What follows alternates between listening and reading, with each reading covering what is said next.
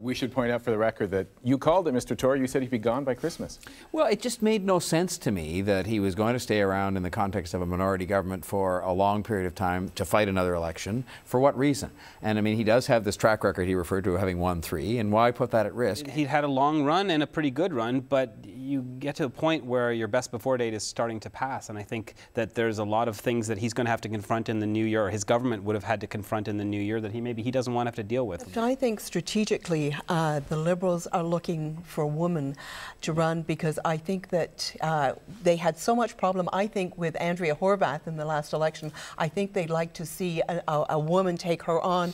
She was peeling off a lot of votes from the left side, and you'll remember that ad where they had the orange high-heeled shoes. I think they'd like to have another pair of high-heeled shoes. So the name Kathleen Wynne comes to mind here. His legacy, beyond what, John, you said, those obvious things, is going to be a guy who was constantly underestimated and always pulled through. I think that politically the landscape will change in Ontario in terms of so-and-so is 10 points behind in the polls going into a campaign. All of us in the back of our minds will say, but Dalton McGuinty in 2011, 2007, all of those wins that he listed off, you know, I think that's part of his legacy, is an incredible politician at the end of the day, and an ability to always look like he was down and out and still come back and win.